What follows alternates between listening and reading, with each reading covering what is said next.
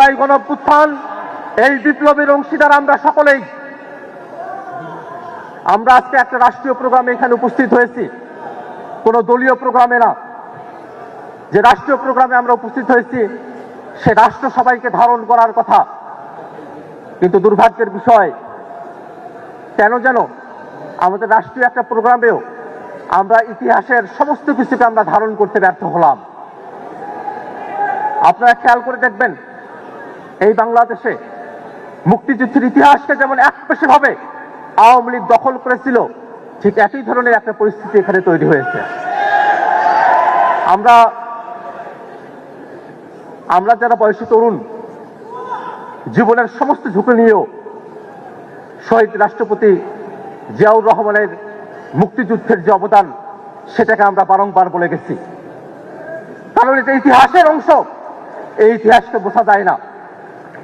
তেমনি ভাবে এই 24-এর অভ্যুত্থানে যারা অংশগ্রহণ করেছিলেন, তিনি বিএনপির হন, তিনি জামাতের হন, তিনি বামপন্থী হন, প্রাইভেট বিশ্ববিদ্যালয়ের শিক্ষার্থী হন, মাদ্রাসার শিক্ষার্থী হন, রিক্সা চালক হন, প্রবাসী হন, যে সেকশনের মানুষেরাই তারা হন না কেন, আমরা সবসময় তাদেরকে আমরা স্মরণে রাখি, আমরা তাদের কথাটা উচ্চারণ করি। কিন্তু আজকে এখানে একটা ডকুমেন্টারি প্রদর্শিত হলো।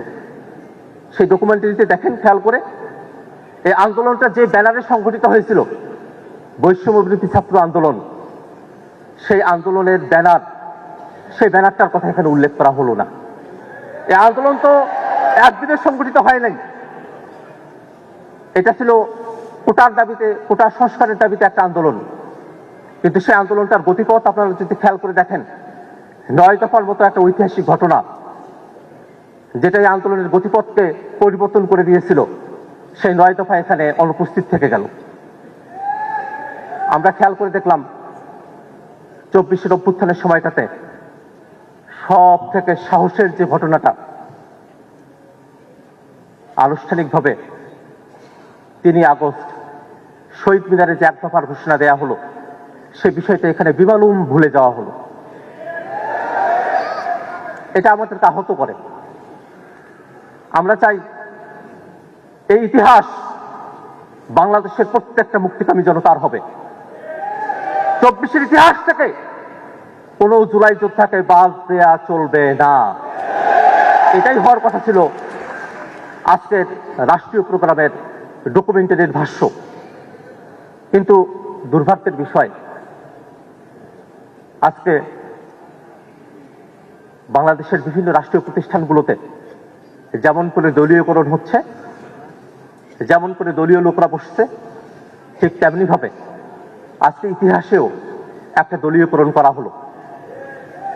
যদিও মাননীয় মুক্তিযুদ্ধ মন্ত্রী তিনি এই ডায়াসে দাঁড়িয়ে এর জন্য দুঃখ প্রকাশ করেছেন এবং সংশোধন করবেন বলে কথা দিয়েছেন, আমি তাকে ধন্যবাদ জানাই।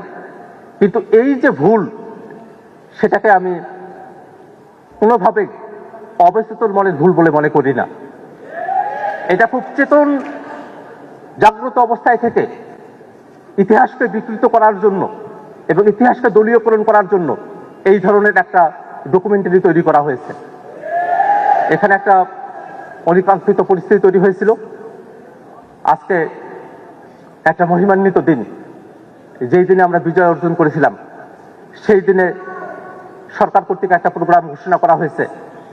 সেই প্রোগ্রামটা যাতে আমরা শান্তভাবে আমাদের কথাগুলো বলতে পারি, সে কারণে আমি আপনাদের সামনে এসে দাঁড়িয়েছিলাম। আপনারা যারা জুলাই যোদ্ধারা আছেন, আপনারা তখন আমার কথা শুনেছেন, এই কারণে আপনাদের কাছে আমি ধন্যবাদ এবং কৃতজ্ঞতা জানাতে চাই।